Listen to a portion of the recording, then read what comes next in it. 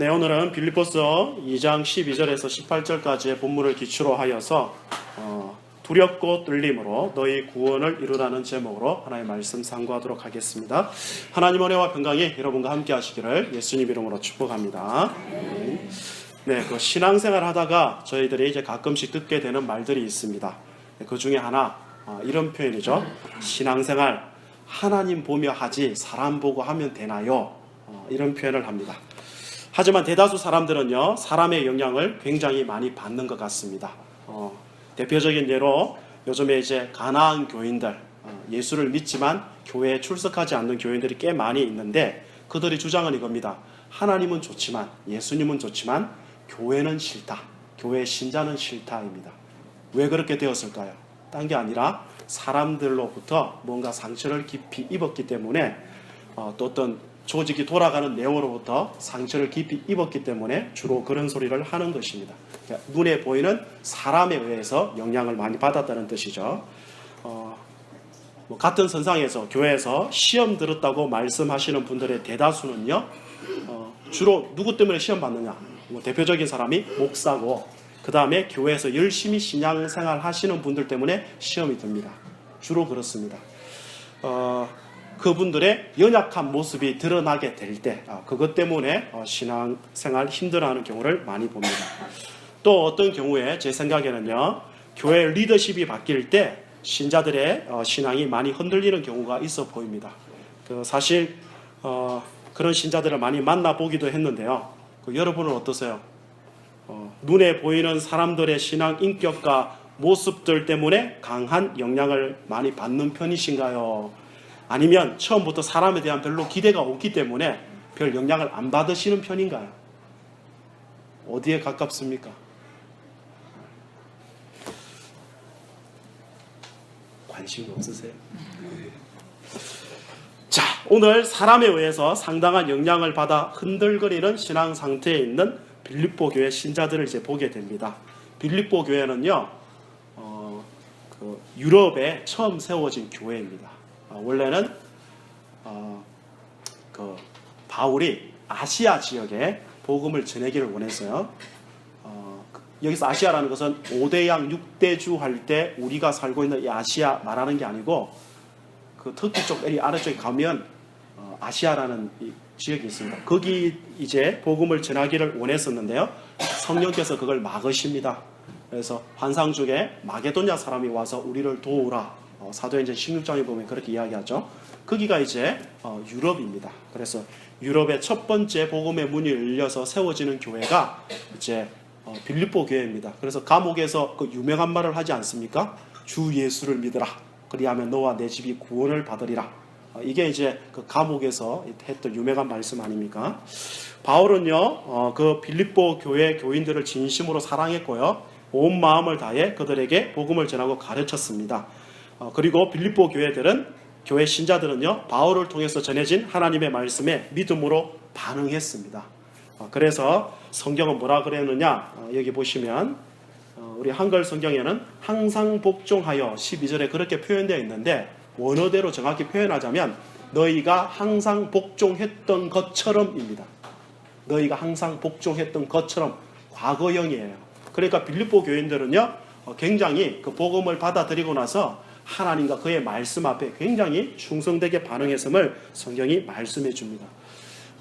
하나님의 말씀을 말씀대로 선포하는 교회, 그리고 그 말씀대로 정말 신실하게 잘 순종하는 신자들, 이런 성도들과 이런 목회자는 굉장히 행복할 것입니다. 바울은 그런 차원에서 빌립보 교회를 목양할 때 굉장히 행복했다고 말할 수 있습니다. 하지만 이제 바울은 복음을 전하다가 감옥에 갇혀 있는 상태입니다. 아마도 로마 이 감옥 어디엔가에 지금 갇혀 있는 것으로 추정이 됩니다. 바울이 AD 60년 중반 때 이제 순교하게 되는 것으로 우리가 이해하는데, 그때가 AD 60년대 초반입니다. 그러니까 한 62년 정도 되었을 것으로 추정되거든요. 그러니까 거의 자기 인생이 얼마 남지 않았을 때 지금 감옥에 갇혀서 빌립보 교회에게 편지를 지금 쓰는 거예요. 그동안 바울이 항상 빌립보 교회에 머물면서 하나님 말씀 가르친 것은 아니지만요, 그래도 자주 그곳에 들러가지고 하나님 말씀 가르치고 그들과 교제했던 것으로 보입니다. 하지만 지금은 그럴 수 없어요. 감옥에 갇혀 있으니까요. 이제 여기에 이제 문제가 발생하게 된 거죠. 그동안 바울의 가르침을 배우고 그를 의지하던 신자들이 그들의 목자를 잃게 되자 어느 정도 당황하고 방황한 모습을 보인 것 같습니다. 어떤 이들은 신앙이 조금은 나태해진 것으로 보이고요. 또 어떤 이들은 약간 경거망동한 것으로 보입니다. 감옥으로부터 이 소식을 들은 바울은 사랑의 마음으로 그들을 지금 권고하는 겁니다. 뭐라고요? 12절처럼요. 나의 사랑하는 자들아, 너희가 항상 복종했던 것처럼, 이게 지금 제가 하는 표현이 원어 그대로 번역한 겁니다. 너희가 항상 복종했던 것처럼 내가 있을 때뿐 아니라 더욱 지금 나 없을 때에도 두렵고 떨림으로 너희 구원을 이루라. 여기는 한글 지금 성경은 다 똑같은데 항상 복종하여 두렵고 떨림으로 너희 구원을 이루라 이렇게 되어 있지만 이건 사실 원문 표현을 안 맞습니다. 예전에 너희가 그렇게 복종했던 것처럼 지금 여전히 그렇게 살아라. 지금 말씀하시는 거죠. 자, 이걸 의역하자면 이렇습니다. 사랑하는 빌립보 교인 여러분, 제가 감옥에서 들으니까 제가 없다고 해서 신앙이 조금 해이해졌다는 안타까운 소식을 들었습니다. 이전에는 그러지 않았잖아요. 여러분이 처음 복음을 접한 후 얼마나 신실하게 말씀을 배우고 실천했었습니까? 그런 여러분이 저는 너무 사랑스럽고 또 자랑스럽고 감사했었습니다. 그러니 다시 정신 차리고 근신하여 두렵고 떨림으로 여러분의 구원을 이루십시오 라고 지금 말씀하는 중이다 이것입니다. 여러분이 이제 이 12절에 있는 표현을 먼저 주목해 보셔야 되는데요. 먼저 두렵고 떨림으로라는 표현입니다. 두렵고 떨림으로라는 이 표현은요, 하나님께로부터 버림받을까봐 두려워하라는 말씀이 결코 아닙니다. 가끔씩 보면 신앙생활 하다가 이러다가 하나님으로부터 버림받는 게 아닐까 이런 걸 걱정하는 사람들이 있습니다. 신자는 그를 걱정하지 않으셔도 됩니다. 하나님께서 여러분을 징계하실지라도 절대 저주하거나 버리시지 않습니다. 항상 함께 하시며 절대 떠나지 않는다고 이미 약속하셨고 거기에 대한 확정으로서 보증으로서 뭘 주셨느냐? 성령을 주셨기 때문에 그렇습니다. 그래서 성령을 주셔서 그 성령은 눈에 보이지 않죠. 우리와 지금 신비하게 연합되어 있는데 그 성령을 우리로부터 갈라낼 수 있는 존재 내용이 없습니다. 우주 안팎에. 아무도 기쁘지 않으신가 본데 그렇지만 여하튼요. 그래서 절대 저희는 두려워하실 필요가 없어요. 버림받을까 봐. 그러면 이 두렵고 떨림으로라는 의미가 뭐냐면 이 두 가지 의미를 지니는데 먼저는요. 우리 자신이 얼마나 연약한 죄인인지를 인정하라는 의미를 담고 있습니다. 그러니까 너희가 연약한 존재인데 너무 쉽게 연약하기 때문에 쉽게 죄를 범할까 두렵다. 이런 뜻입니다. 우리는 너무 쉽게 넘어지고 흔들릴 수 있는 자라는 사실을 먼저 인정하라는 뜻입니다. 그리고 더 적극적인 의미로서는요. 그것은 하나님을 경외하는 마음과 태도를 의미합니다. 두렵고 떨린다는 거. 여러분 너무 경이로운 것 보면 어떻습니까? 너무 위대한 것을 보게 되면 막 경외감이 일어나게 되죠. 그것과 같은 표현입니다. 적극적인 의미. 따라서 두렵고 떨림으로란 우리란 존재가 얼마나 쉽게 죄에 넘어지는 줄 알고 하나님을 경외하는 마음으로 우리의 구원을 이루라는 뜻입니다. 둘째로 너희 구원을 이루라는 표현이 있습니다. 먼저 여기 이루라라는 단어가 나오는데 이것은 성취하다, 실행하다에서 완성하다는 의미인데 명령법으로 되어 있고 현재 시제로 되어 있습니다. 그러니까 명령법이고 현재 시제라는 것은 지금 현재 계속 그렇게 해야 된다는 뜻입니다.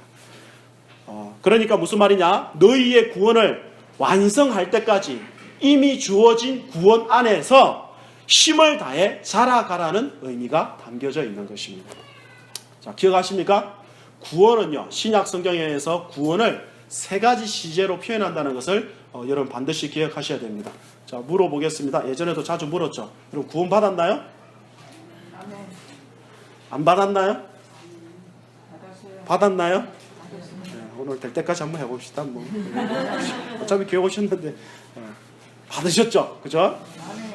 근데 성경은 보면 뭐라 그래요? 너희 구원을 이루라고 또 이야기를 합니다. 이미 우리는 구원 받았는데 성경은 구원을 이루라고 이야기합니다. 벌써 시제가 틀리죠. 받았다는 과거형이고 이루라는 뭐예요? 현재형이잖아요. 최소한. 그렇죠? 그리고 이루라니까 구원이 이루어지는 시점이 있다는 뜻이니까 미래도 있다는 뜻이거든요. 그러니까 구원은 과거 시제, 현재 시제, 미래 시제가 있습니다. 이걸 이제 조금 더 구체적으로 표현하면요. 첫 번째로 구원이 뭐냐면 죄의 책임으로부터의 구원입니다. 자, 한번 따라해 볼게요. 죄의 책임으로부터의 구원. 죄의 책임으로부터의 구원. 자, 이걸 보고 뭐라 부르느냐 한번 따라서 하겠어요. 칭의. 어렵다고 칭해주는 것입니다. 자, 모든 사람은요, 아담이 하나님 앞에 범죄했을 때, 아담 안에서 죄를 범해서 결국은 하나님의 진노와 저주를 받게 되었는데, 그 진노와 저주를 예수님께서 우리 대신 십자가에서 친히 담당하심으로 우리 가운데 뭘 허락하셨느냐? 죄 사함을 허락하셨습니다. 누구든지 죄 사함의 은총을 경험하게 되면 그는 더 이상 무엇을 책임지지 않아도 되냐면 죄에 대한 책임을 지지 않아도 됩니다. 여러분, 죄를 지으면 무엇을 해야 되죠? 죄에 대한 책임을 져야 되죠. 죄값을 치러야 되죠. 그런데 우리는 그 죄에 대한 책임을 치르지 않아도 됩니다. 왜요? 우리 대신 예수 그리스도께서 책임져 주셨기 때문에 그렇습니다. 그래서 이제 그 죄에 대한 책임은 예수님께서 대신 제거하셨고, 그래서 더 이상 우리는 뭐가 없느냐? 정죄함이 없게 되는 것입니다. 이것을 보고 구원이라 그래요. 과거 구원, 칭의, 혹은 죄 사함 받았다, 혹은 적극적으로 하나님 자녀가 되었다, 이렇게 표현을 하는 것입니다. 되셨죠? 자, 그런 차원에서 여러분 구원 받았습니까? 안 받았습니까? 네, 구원 받은 겁니다. 1차적으로. 그러나 그게 끝이 아닙니다. 이게 말하자면 시작입니다. 이거 뭐하고 똑같으냐? 자, 우리 교회에 막 애가 태어났어요. 끝난 겁니까? 애가 태어났다는 건 새로운 생명이 태어났다는 거잖아요. 저와 여러분들이 죄사함 받았다는 것은 새로운 생명으로 태어났다는 말과 똑같은 말이다 이겁니다. 그럼 끝난 거예요? 인생이? 시작이라 이 말입니다. 이제 뭐 해야 되죠? 자라가야 된다 이 말입니다. 자라가는 구원이 있습니다. 이 자라가는 구원을 조금 유식하게 이렇게 표현을 합니다. 뭐라고 부르느냐? 따라서 보겠습니다. 성화. 거룩하게 변화된다는 뜻이죠. 근데 요게 조금 설명하자면 이제 이렇게 표현할 수 있습니다. 한번 또 해볼게요. 죄의 오염으로부터의 구원. 시작. 죄의 오염으로부터의 구원. 아까는 뭐로부터였죠? 죄의 책임으로부터의 구원이고, 지금은 뭐요? 죄의 오염으로부터의 구원입니다. 이걸 보고 성화라 이렇게 이야기합니다. 자, 예수님께서 내 죄를 위해서 죽으시고 부활하신 것을 믿으면 죄의 책임으로부터 완전하게 벗어나게 되지만, 여전히 그 사람의 마음에는 뭐가 남아있느냐? 죄를 짓고자 하는 성향이 남아있습니다. 죄를 짓고자 하는 성향. 그래서 여전히 저희는 뭘 받게 되느냐? 죄로부터 영향을 받아요. 죄에 오염되어 있기 때문에 그렇습니다. 그래서 오염되어 있는 것을 긴 시간을 통하여서 정화하게 되는데, 신자는 일생 동안 죄의 정화를 경험하고 보다 적극적으로 죄가 정화되어지고 결국 뭐가 돼요? 거룩하신 예수님을 닮아가게 됩니다. 이걸 보고 죄의 오염으로부터 구원, 성화라 이야기합니다. 여러분, 우리가 그런 차원에서 뭐 자주 쓰는 거 있잖아요. 정금같이 나오리라. 이게 뭐죠? 불순물이 있는데 그걸 자꾸 어떻게 해요? 불에 넣었다 뺐다 해가지고 불순물을 제거하고 순금 만든다 이거죠. 우리 인생을 그렇게 만든다 이거죠.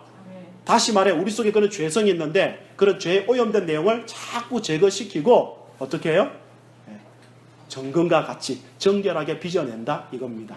하수 씻을 생각하면 될 거 아니에요. 더러운 물을 정수하고 나중에 마실 수 있고 사용할 수 있는 물로 만들어내듯이 우리 인생을 그렇게 빚어내신다.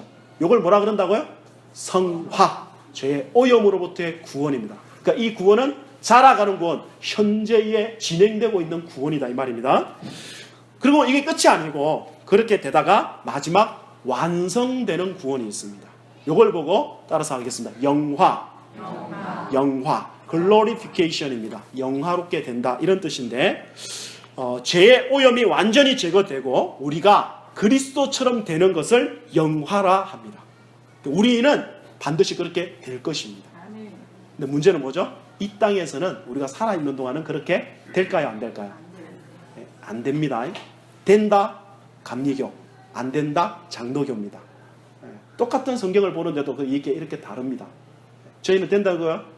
안 됩니다. 안 됩니다. 우리가 육체적으로 죽거나 예수님께서 다시 오시는 날에 완성되도록 되어 있습니다. 그래서 신자의 죽음이라는 것은요, 하나님께서 귀중히 여기신다 그러죠. 왜 그렇죠? 신자 개인에게 구원의 완성으로 들어가는 출입구가 뭐냐면 우리가 죽는 것이기 때문에 그렇습니다. 여기서 잠깐 그렇다고 뛰어내리지는 제발 마십시오. 하나님 때 되면 다 데려가십니다. 부르십니다. 신자의 죽음은 그래서 두렵기만 한 게 아니고 형벌로 주어지는 내용이 아니고 무엇하기 위해서 주어지는 내용이에요? 우리를 완성시키기 위하여 주어지는 내용으로 되어져 있다 이겁니다. 그래서 신자는 사실 인생으로만 생각하면 죽음이 두려운 것이지만 이런 큰 차원에서 생각하면 죽으면 두려운 것이 아니고 우리에게 너무나 영광스러운 나라로 가는, 영광스러운 단계로 들어가는 출입구와 같은 것이라 성경은 그렇게 가르치고 있습니다. 그러니까 너무 죽는 거 두려워하지 않으셔도 됩니다. 그리고 여기서 여담으로 한 가지 더 표현하자면 우리가 살아있는 동안 예수님 오실 수도 있잖아요. 그죠? 그때가 예수님 다시 오늘 실을 때가 우리의 구원이 완성되는 때이거든요. 그러니까 이 땅에서 이 죄를 짓고 사는 것이 얼마나 신물나고 얼마나 괴롭고 얼마나 냄새 나는 것인지를 이거 생생하게 알고 인정하는 사람들만이 뭐가 빨리 왔으면 좋겠느냐. 성경에서 정말 우리를 오염되어 있는 내용을 정화시키고 우리의 구원을 완성시키는 날이 온다는데 그 날이 예수님 오시는 날이래. 주님 빨리 왔으면 좋겠다. 마라나타 주 예수여 오시옵소서 이렇게 되는 것입니다. 그런데 그렇지 않고 죄하고 친구하고 놀고 죄가 너무 사랑스럽고 죄 안에서 안식하시는 분들은 주님이 할 수 있는 한 안 왔으면 좋겠습니다. 그리고 마음대로 살다가 죽기 5분 전에 종쳐졌으면 좋겠죠. 회개할 시간을 가질 수 있도록. 그죠? 그러니까 똑같이 예수를 믿어도 신앙의 내용과 반응이 이처럼 다를 수 있다는 것입니다. 자, 다시요. 그러면 이 세 가지 구원의 내용이 있는데 성도가 두렵고 떨림으로 구원을 이루어 나가야 될 이유가 무엇인가 이겁니다. 오늘 여기서 두렵고 떨림으로 너희 구원을 이루라는 그러니까 1번, 2번, 3번 중에 과거, 현재, 미래 중에 무엇이죠? 어디에 해당하는 거죠? 너희 구원을 이루라이니까 아까 명령법 현재라 이야기했지 않습니까? 그러면 어디에 해당하는 거예요? 이것도 어려워요. 자, 과거, 현재, 미래가 있는데 명령법 현재로 이야기한 거라고요. 그럼 어디에 해당하는 거예요?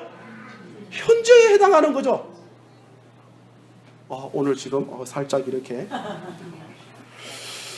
현재에 해당합니다. 지금 구원을 이루라는 겁니다. 지금. 자, 그러면 성도가 두렵고 떨림으로 구원을 이루어 나가야 될 이유가 뭐냐? 그게 13절입니다. 한글 성경에는 접속사를 주로 많이 생각해놔서 이게 아쉬운 부분인데 13절 앞에는 접속사 왜냐하면이 들어가 있습니다. 헬라어로 치면 뭐요? 가르라는 단어가 있고 영어로 치면 because 아니면 for 하는 단어가 이게 들어가 있어요. 왜냐하면 뭐라고요?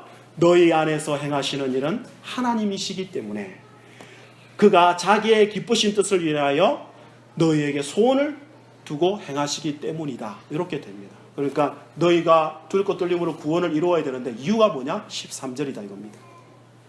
자, 그러면 여기서 먼저 오해하지 말아야 될 내용이 있는데 여기서 너희 가운데 뭘 두고 행하신다고요? 소원을 두고 행하신다 이렇게 되어 있죠. 자, 그러면 우리는 보통 여기에서 당장 어디로 달려가게 되느냐? 소원에다가 여러분 당장 뭐 넣고 싶죠? 하나님께서 한 가지 기회를 주십니다. 뭘 넣으실까요? 따라오시는 거죠. 네. 자, 여기다 소원을 넣습니다. 뭘 넣고 싶어요? 네, 넣고 싶은 게 분명히 있습니다.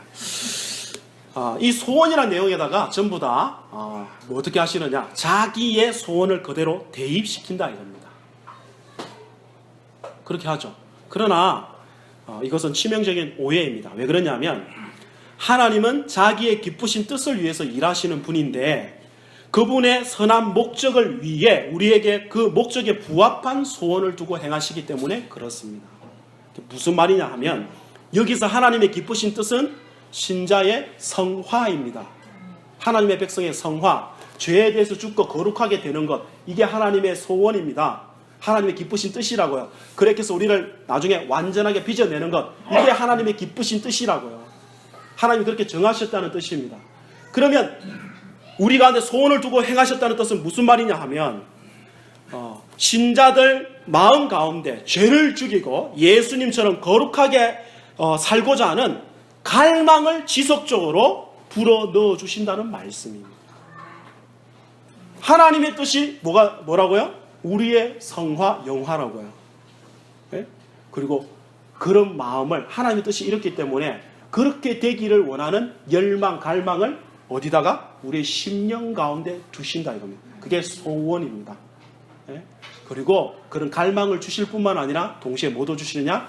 그렇게 할 수 있는 힘, 능력도 하나님께서 주신다고 성경이 말씀하고 있는 것입니다. 내게 능력 주시는 자 안에서 그래서 뭘 할 수 있어요? 내가 모든 것을 할 수 있어요. 내 실력으로 이거 성화 못 이뤄냅니다. 그래서 우리가 가만히 있는다는 뜻이 아니라 그분을 의지한다는 뜻이다 이겁니다. 여러분, 하나님은 우리가 얼마나 연약한 존재인지, 우리가 얼마나 쉽게 넘어지는 자인지 알까요, 모를까요? 다 알고 계십니다. 그래서 결국 우리를 떠나시지 않고, 오늘 참 위로되는 표현이 우리 밖에서가 아니라 너희 안에서, 우리 안에서 쉬지 않고 당신의 열심으로 일하고 계시다고 성경이 말씀합니다. 무슨 일을 하시느냐? 해이해진, 넘어진, 무너진 밑바닥을 드러낸 강팍한 우리의 심령을 깨우치시고 우리의 눈을 밝히시고 우리의 연약한 무릎을 다시 일으켜 세우셔서 진리로 생명으로 나아가고자 하는 거룩한 갈망을 주시고, 갈망을 주실 뿐만 아니라 그렇게 할 수 있는 능력을 공급해 주시고 계시다고, 계셨다고가 아니라 계시다고 말씀하고 있는 것입니다. 하나님은 지금 바로 여기서 여러분 마음 가운데, 지금 이 말씀을 듣는 시간 가운데 그 일을 하고 계시다 이것입니다. 여러분 어떻게 하나님의 일하심을 종종 감지하고 계십니까? 내 마음 가운데 역사하고 계시다는 것을 감지하고 계십니까? 저는 솔직히 예배 때마다 그걸 굉장히 많이 경험합니다. 사실 어떤 때 보면 이게 지금 이렇게 설교해가지고 성도들 은혜 받을 일이 아닙니다. 그런데 이상하게 그날 하나님이 내 속에서 역사하시는 것을 제 스스로 느낄 때가 굉장히 많습니다. 어떤 때는 이런 표현이 좀 이상할지 모르겠지만 교회 오기가 싫어요. 제가 서창동으로 이사 갔는데 그 뒤에 이렇게 참 뭐라죠? 요즘 둘레길이라 그러죠. 돌아다니면서 놀러 다니기가 너무 좋습니다. 저기로 가버릴까? 이런 생각을 할 때가 있어요. 그런데요, 아무 기대도 없이 어떤 때는 제대로 된 준비도 굉장히 미약한 채 그렇게 이렇게 예배 나오고 또 오늘날 찬양을 하고 이러는데 하나님께서 거룩한 감동을 주시고 깨달음을 주시고 힘을 줘가지고 야, 오늘 예배 오기 참 잘했다. 내가 목사한 게 참 감사하다. 이럴 때가 꽤 많이 있습니다. 여러분도 아마 그런 일이 종종 있을 것입니다. 난 이런 거 전혀 없었어. 이거 심각하게 생각해야 돼요. 이거 난 하나님의 자녀가 아니든지 진짜 이 영적인 병이 심각하게 걸려있기 때문에 그런 거예요. 그럴 수가 없어요. 왜요? 우리 속에 하나님께서 일하시고 계시기 때문에 그래요. 그런데 하나님이 우리 속에 일하시는데요, 강압적으로 하시지 않고요, 참 놀라운 것은 하나님이 우리를 다루실 때 인격적으로 설득을 하세요.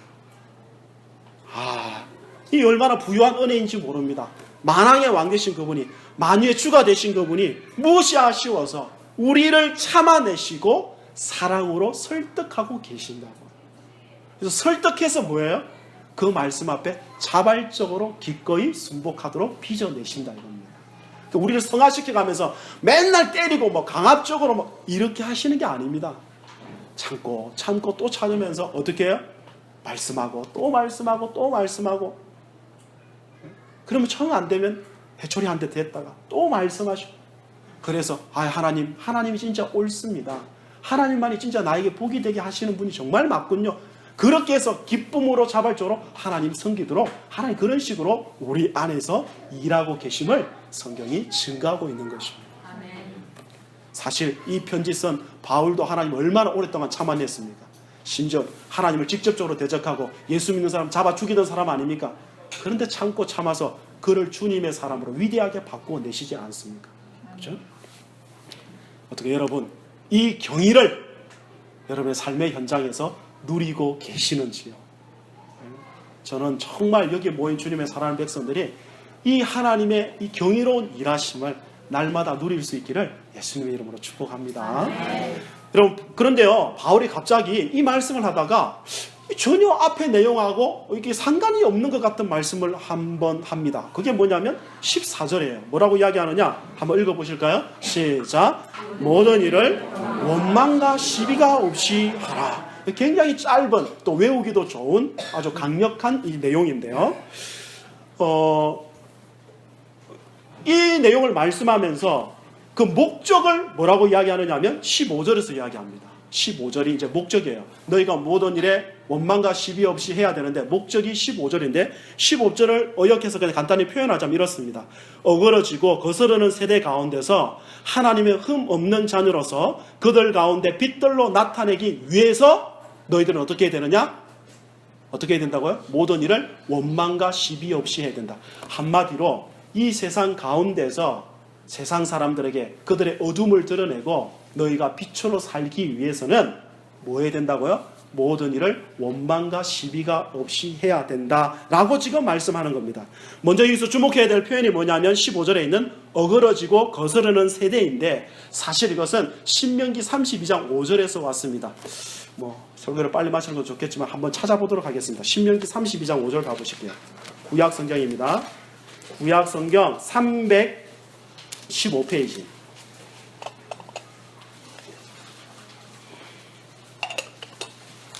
네, 313페이지 정도 되겠네요. 신명기 32장 5절이요. 구약 성경 신명기 32장 5절. 구약 성경 313쪽입니다. 313쪽. 페이지 수를 확인하시면 됩니다. 신명기 32장 5절입니다. 한번 같이 읽어보실게요. 시작. 그들이 여호와를 향하여 악을 행하나니 하나님의 자녀가 아니요 흠이 있고 삐뚤어진 세대로도다. 6절 시작. 어리석고 지혜 없는 백성아 여호와께 이같이 보답하느냐? 그는 내 아버지시요 너를 지으신 이가 아니시냐? 그가 너를 만드시고 너를 세우셨도다. 아멘. 여기 지금 말씀을 보니까 이 말씀은 지금 이스라엘 백성들에게 해당되는 말씀입니다. 어떤 백성이요? 출애굽하여 가나안을 향하여 가다가 하나님의 말씀에 지속적으로 불순종했던 이스라엘 백성들에게 해당되는 내용입니다. 이 신명기 32장 5절. 여기 보면 어떤 표현이 있죠? 흠이 있고 삐뚤어진 모습이 나오죠. 흠이 있고 삐뚤어진 모습. 요걸 지금 어디다 적용시켰느냐 하면 이 세상에다 적용시켜버렸어요. 그러니까 이 세상은 어떻느냐? 당시 바울이 사역하던 1세기와 지금 우리가 살고 있는 이 세대가 흠이 있고 삐뚤어진 모습을 그대로 재현하고 있다는 뜻입니다. 지금 이 세대가요. 그런 세대 가운데서 우리가 해야 될 일이 뭐냐? 이 세상의 어둠을 선명히 드러내고 생명을 줄 수 있으려면 여러분 뭐 해야 된다고요? 모든 일에 원망과 시비가 없이 행해야 된다 이것입니다. 자, 이 내용을 조금 더 구체적으로 이제 표현을 해보겠습니다. 그러니까 한마디로 지금 바울이 뭐 이야기하는 거냐면 여러분의 이 성화에 있어서 예수 그리스도를 적극적으로 닮아가는 내용에 있어서 결정적으로 방해되는 내용이 1차적으로 뭐냐? 여러분 본인과 관련해서 하나님과 관련해서 볼 때 뭐라고요? 원망과 시비다 이겁니다. 그리고 세상에 이 하나님을 드러내는 일들에 있어서 가장 방해되는 요소가 뭐라고요? 원망과 시비다. 지금 그 이야기를 하는 겁니다. 이걸 조금 더 논정을 해보도록 하겠습니다. 먼저 하나님과의 관계에서 우리가 한번 살펴보자면요. 자, 아까 출애굽 이야기가 나왔으니까 이스라엘 백성들이 출애굽했죠. 출애굽해서 가나안 땅에 들어가기가 약 40년 정도 기간이 되는데요. 그 기간 동안 이 사람들이 정말 원망 불평을 많이 합니다. 사실 시간이 되면 저 다 찾고 싶어요. 또 다 찾아왔어요. 저는 지금 다 찾아왔는데 특별히 출애굽 15장에 보면 나오자마자 물이 없어요. 목이 말라요. 물이 있긴 있는데 마시니까 써요. 그래서 막 불평합니다. 원망합니다. 그래서 하나님의 또 기이한 능력으로 물이 단물이 되죠. 16장에 가서 먹을 게 없다고 또 아우성입니다. 또 원망합니다. 하나님께서 만나를 내리시게 되죠. 그죠? 17장에 가면 출애굽기에 하나님의 인도를 따라 막 여기저기 움직여가면서 이동하면서 진을 치는데 또 뭐가 없어요? 또 물이 없어요. 목말라 죽겠다고 또 소리를 지릅니다. 또 원망합니다. 모세에게 원망했지만 하나님 뭐라 그러냐? 나에게 원망한 것이라 그렇게 말씀하시며 반석에서 물을 내시게 되죠. 출애굽기 17장의 내용입니다. 거두절미하고 어디로 한 가보시면 좋겠느냐면 민수기 14장 가보실게요. 신명기 앞에 있습니다. 민수기 14장이요. 민수기 13장 말부터 보시면 어떤 내용이 기록되어 있느냐면 이 이스라엘 백성들이 이제 출애굽한 지 한 1년하고 조금 시간이 넘었어요. 그리고 가데스 바네아라는 곳에 이르러가지고 우리가 잘 아는 12정탐꾼을 보내게 돼요. 그리고 40일 동안 정탐하고 돌아와서 보고하는 장면이 13장 21절 이하부터 보시면 기록되어 있습니다. 25절부터요. 기록되어 있어요. 거기 보면 이 사람들이 제대로 정탐을 했어요. 네? 12명이 전부 다 제대로 정탐을 했어요. 근데 문제는 뭐예요? 정탐을 하고 나서 제대로 봤는데 거기에 대한 해석과 적용이 달라집니다. 여호수아 갈렙은 어떻습니까? 가보니까 과연 하나님이 말씀하신 그대로이더라고요. 하나님께서 저 땅 우리에게 주신다고 했으니까 들어갑시다. 저들은 우리 밥일 뿐입니다. 이렇게 반응을 하게 되지만 나머지는 어떻게 돼요? 저들 앞에서 우리는 메뚜기가 같습니다. 저들은 거인족속이고 난공불락의 성에 있고 우리는 답이 없어요. 다시 딴 데로 돌아가야 됩니다.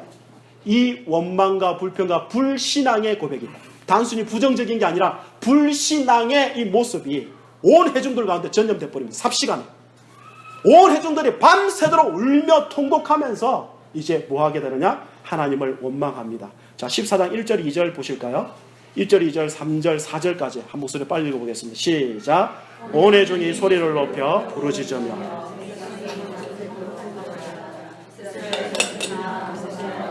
원망하여 온 회중이 그들에게 이르되 우리가 애굽 땅에서 죽었거나 이 광야에서 죽었으면 좋았을 것을 어찌하여 여호와가 우리를 그 땅으로 인도하여 칼에 쓰러지게 하려 하는가? 우리 처자가 사로잡히리니 애굽으로 돌아가는 것이 낫지 아니하랴? 이에 서로 말하되 우리가 한 주기간을 세우고 애굽으로 돌아가자.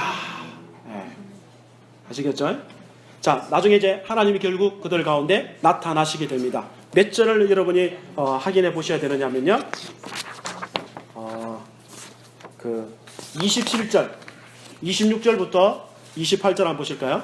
여기 아주 무시무시한 말씀이 나옵니다. 민수기입니다. 14장. 여호와께서 모세와 아론에게 말씀하여 이르시되, 자, 27절 보세요. 나를 원망하는 이 악한 회중에게 내가 어느 때까지 참으랴? 이스라엘 자손이 나를 향하여 원망하는 바 그 원망하는 말을 내가 들었노라. 28절을 읽겠습니다. 시작. 그들에게 이르기를 여호와의 말씀에 내 삶을 두고 맹세하노라. 너희 말이 내 귀에 들린 대로 내가 너희에게 행하리니 너희 시체가 이 광야에서 엎드러질 것이라. 너희 중에서 20세 이상으로서 계수된 자 곧 나를 원망한 자 전부가 결국 어떻게 될 거냐? 약속의 땅에 못 들어간다. 이 내용을 말씀하십니다. 그리고 결국 그렇게 됐죠. 초점이 뭐죠? 원망하다가요. 너희가 원망한 그 말 그대로 내가 너희에게 행해주겠다. 참으시다가 이제 그렇게 반응하시는 하나님의 모습을 오늘 성경에서 보게 됩니다. 안타깝게도 이스라엘 백성들은요, 이집트를 나온 이래 현실적인 어려운 가운데서 하나님과 그의 약속을 신뢰하는 모습이 한 번도 제대로 보인 적이 없습니다. 물이 없습니다. 먹을 게 없습니다. 뭐가 없습니다. 죽겠습니다. 맨날 이거였어요. 그들의 원망은 지속적이었고요. 심지어 민수기 14장의 사건을 경험하고 하나님으로부터 그런 메시지를 받았음에도 불구하고 나중에 민수기 16장, 17장 그리고 21장에 가도 또 통곡하며 울며 하나님을 원망하는 모습을 성경에서 확인하게 됩니다. 대표적으로 21장의 그 놋뱀 사건, 불뱀 사건 들어보셨죠? 굳이 설명하지는 않겠습니다. 그래서 바울이 고린도 교인들에게 편지를 쓰면서 이러한 내용을 요약하여 이렇게 교훈을 합니다. 고린도전서 신약성경입니다. 10장 한번 펴보세요. 여러분 눈으로 한번 확인했으면 좋겠습니다. 고린도전서 10장입니다. 고린도전서 10장 10절 11절이요. 신약성경입니다. 275페이지. 신약성경 275페이지. 고린도전서 10장 10절에서 11절이요.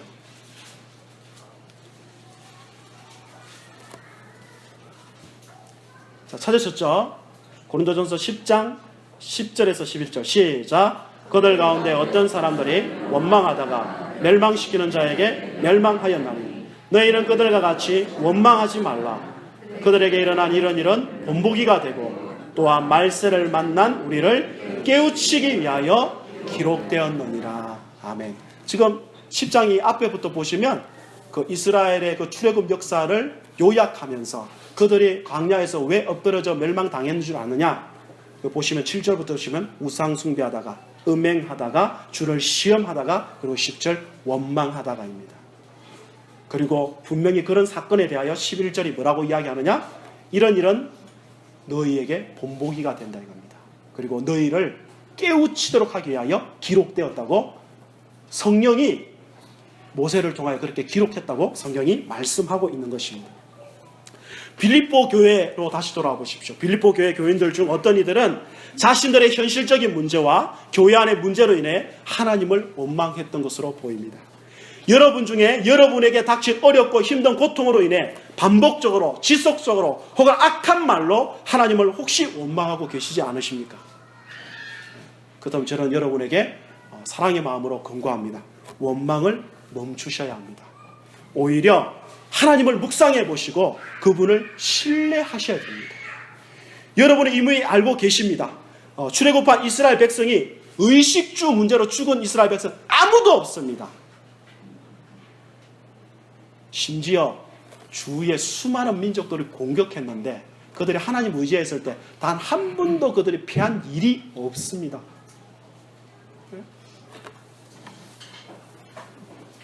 그들만 그럴 것이냐? 여러분도 그럴 것입니다. 하나님이 여러분 아버지시기 때문에 자신의 명예를 아끼시사 또 여러분을 사랑하시사 자신의 명예를 걸고 여러분을 굶겨 죽이시지 않으실 것입니다. 그러니 잠시 눈앞의 현실적인 문제로 인해서 하나님 원망하지 말고 오히려 그분을 신뢰함으로 영적 진보를 나타내셔야 된다 이겁니다. 두렵고 떨림으로 너희 구원을 이루라.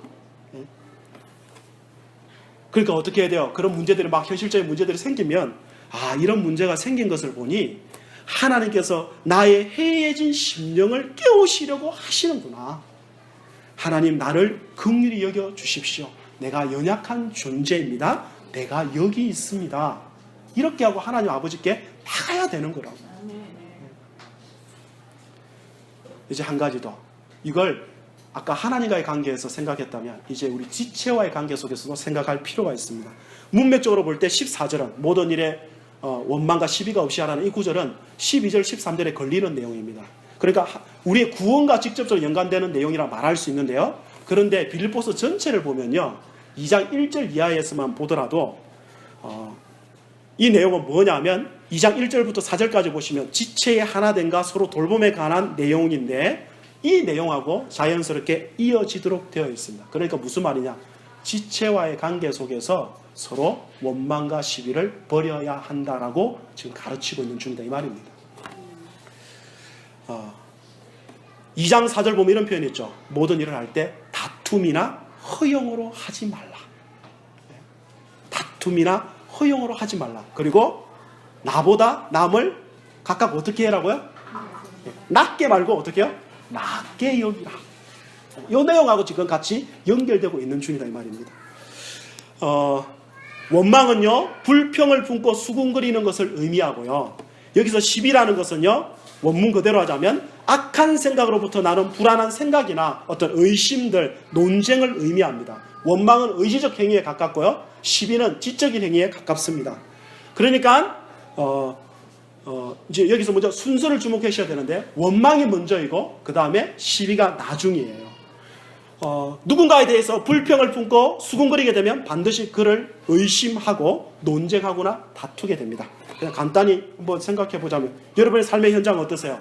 부부관계 속에서 그리고 부모와 자녀관계 속에서 형제관계 속에서 원망과 시비가 가득하지 않습니까? 이번 주는 그런 적 없으셨나요?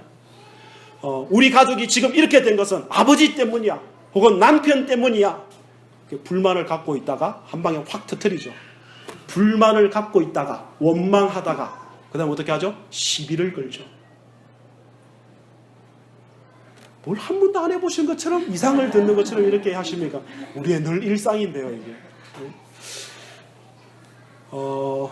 그동안 속으로 생각했던 것들을 정중하게 상대를 배려해가면서 사랑의 마음으로 말하는 게 아니고 온갖 악한 말로 퍼부을 때가 굉장히 많습니다. 그리고 우리가 참 이게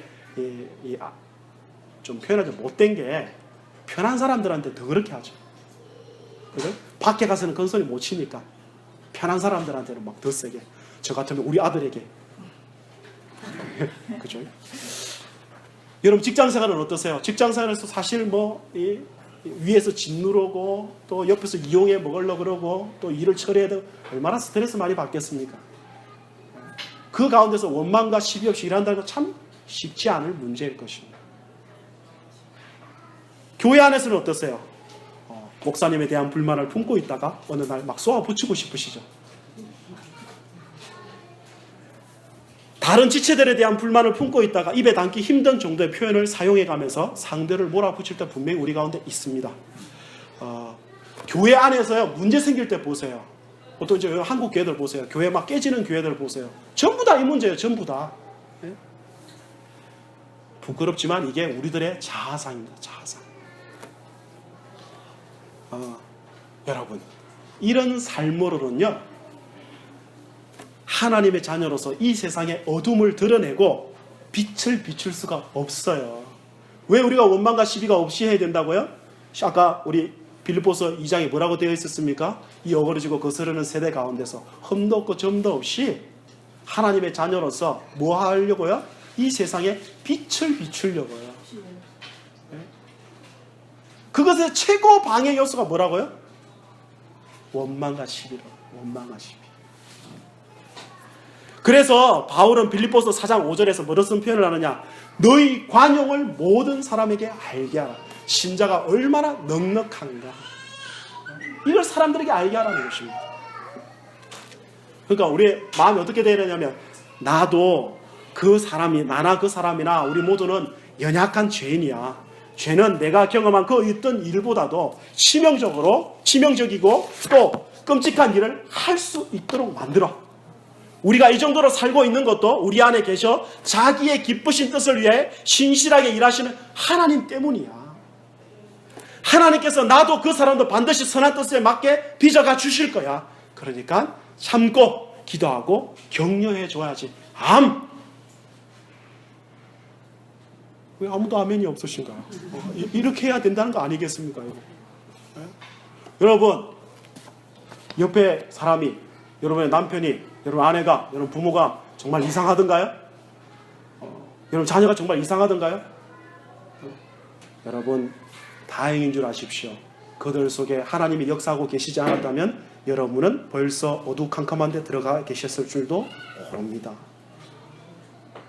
이게 괜히 하는 소리가 아니에요. 그게 안 되니까 요즘에 이 세상에 이 우악스러운 일들이 그렇게 넘쳐나는 거잖아요. 별일 아닌 거 가지고 막 지르고 뭐 부모를 심지어 때려주기. 이게 말이 되는 소리예요. 근데 그런 일이 요즘에는 비일비재하게 일어난다 이 말이에요. 여러분은 왜 안 그러고 있느냐? 그 사람들보다는 더 사람이 괜찮아서 아니다 이 말입니다. 여러분 안에서 행하시는 분이 계시기 때문이다 이거예요. 그런 갈망을 주시고 선하게 살려고 그래도 노력하고 하는 이유, 그것은 하나님이 여러분의 마음을 붙잡고 있기 때문이라 성경이 그렇게 가르칩니다. 지금 상황을 볼 때는, 지금 그들의 모습을 볼 때면 뭘 별거 아니고 이래가지고 뭐 되겠나 싶지만 제가 자주 이야기하지만 아브라함을 보세요. 하나님이 그걸 불러가지고 그에게 약속하신 내용대로 될 것처럼 보인 적이 한 번이라도 있나요? 성경에? 없습니다.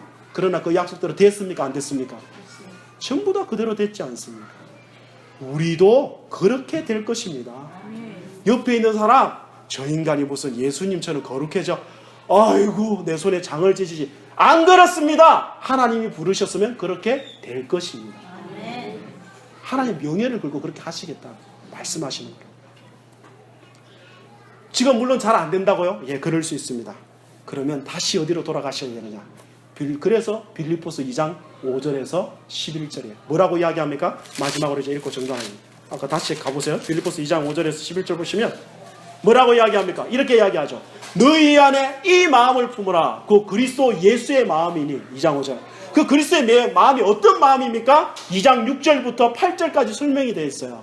빌립보서에. 한번 같이 읽어보실까요? 시작. 그는 근본 하나님의 본체시나 하나님과 동등됨을 취할 것으로 여기지 아니하시고 오히려 자기를 비워 종의 형체를 가지사 사람들과 같이 되셨고 사람의 모양으로 나타나사 자기를 낮추시고 죽기까지 복종하셨으니 곧 십자가에 죽으심이라. 아멘. 무슨 말입니까? 예수님은 하나님이십니다. 하나님과 동등한 권위를 지니신 분이십니다. 그럼에도 불구하고 우리 같은 죄인을 위해서, 아니 원수처럼 행하는 우리를 위하여 기꺼이 이 땅에 내려오셨습니다. 그리고 우리를 위하여 사셨고 우리가 죽어야 될, 우리가 진노받아야 될 그 십자가에 기꺼이 죽으셨습니다. 예수님이 우리 때문에 죽는다고 하나님 아버지에 대하여 왜 내가 이런 일을 해야 되느냐고 원망하거나 불평하시지 않으셨습니다. 히브리서 표현대로 그는 십자가를 기쁨으로 참아내셨다고 성경이 증거하고 있다 이 말입니다. 원망과 시비를 거치는 일이 잘 안 된다고요? 어디로 돌아가시라고요? 예수님 그의 십자가로 돌아가십시오. 그리고 그 십자가를 생각하고 묵상해 보십시오. 그럴 이유가 없는 분이 기꺼이 참아내시고 우리를 위하여 기꺼이 자신을 주셨다 이거 아닙니까? 그걸 정말 알게 되면, 그게 더 충만한 내용으로 내 마음을 사로잡게 되면 우리도 원망과 시비를 기꺼이 거칠 수 있게 되는 것입니다. 적극적으로 어떻게 돼요? 선을 행하고 감사하는 마음을 하고 말을 하고 격려하게 되고 이런 사람은 분명히 자라가게 됩니다. 목사님 그래도 저는 잘 안 되는데요. 정 안 되시면요 어떻게 하셔야 되느냐? 사람 붙잡고 원망, 불평, 시비 걸지 마시고 어디 가시느냐? 조용히 산으로 들어가십시오. 그리고 나무에다가 홍고선 목사 얼굴을 그려놓고 화살을 쏘면서 이 삐리리 하면서 그냥 그렇게 하셔야 됩니다. 온갖 마음을 쏟아내셔야 돼요. 거기 가가지고. 물론 그거보다는 소나무 뿌리를 차라리 흔들어 제끼며 기도하는 것이 훨씬 낫지만 거기까지 못 갈 것 같으면 그렇게 하시는 것이 훨씬 낫습니다. 그리고 그거 산에 올라갈 힘이 없거든. 여기 근처에 가시면 볼링장이 있습니다. 거기 가서 핀을 바라보며 모 청년이라 생각하고 모 집사라 생각하고 그냥 있는 힘을 다해서 9파운드 이런 거 하면 안 돼요. 15파운드 가지고 그냥 때려버려야 돼요. 사타라 물러가라 이러면서. 왜 이런 소리를 하느냐 하면 사람은 답을 알아요. 정답을 우리가 이제 말씀을 통해. 근데 그 정답을 내가 그대로 들었다고 해서 곧바로 수용할 수 있는 실력이 안 되는 존재예요. 그래서 중간 단계를 거치라 이거예요. 사람 앞에서 하지 마시고 산에 가서 스트레스를 풀 수 있는 데 가서 먼저 하시고 그러면서 주의 얼굴을 구하시라 이거예요. 거기서만 끝나버리면 안 됩니다. 네? 괜히 뭐 그냥 도마 뭐 이렇게 썰면서 그냥 죽어라 이러면서 거기서만 끝내면 안 되고 거기서 어디로 가셔야 된다고요? 네, 기도하고 그리고 진짜 격려하는 자리까지 자라가셔야 된다. 그래서 한마디로 말하자면 이 원망을 끝내시려면요 따라서 하겠습니다. 적극적으로 사랑해야 된다. 나 저 사람 안 미워해야지. 내 원망 안 쏟아내야지. 시비 안 걸어야지. 그래가지고는요 여러분 항상 그러고 있을 것입니다. 어떻게 된다고요? 적극적으로 그 사람을 사랑하십시오. 그러면 뭐가 사라지느냐? 일단 원망이 사라집니다. 원망이 사라지면 시비 걸 일이 없어집니다. 그러니까 사랑이 답입니다. 그러니까 그 사랑을 하려면 다시요 예수님의 사랑을 생각해 보시라 이 말입니다. 마무리 짓겠습니다. 여러분은 이 땅 가운데 그냥 존재하는 게 아니라 하나님의 하나님다우심을 그의 자녀된 신분으로서 드러내도록 하기 위하여 부르심을 입은 자들입니다. 여러분 DNA는 거짓말을 하지 않죠. 꼭 닮았죠. 안 그렇습니까? 외모만 닮는 게 아니라 성품도 닮는 겁니다. 하나님을 닮아서 우리의 삶의 자리에 무엇을 드러내는 자로 부름을 입었다고요? 하나님을 드러내는 자로 부름을 입었습니다. 무엇을 거치시라고요? 그러기 위해선 원망과 시비를 거치시고 여러분 두렵고 떨리는 마음으로 영적 진보를 이루어 내십시오. 여러분의 힘으로 하지 못하면 우리는 다 압니다. 우리는 연약합니다. 그래서 누굴 의지하라고요? 하나님을 의지하시라 이 말입니다. 여러분 속에 행하시는 하나님을 의지하시라 이 말입니다. 그렇게 되면 여러분을 통하여 하나님 살아계심이 분명히 드러나게 될 거고 여러분도 진정 복된 신앙생활을 하실 수 있게 될 것입니다. 우리 하늘 영광교회가 그런 교회, 그런 신자들 되시기를 예수님의 이름으로 축복합니다. 우리 다 같이 일어나셔서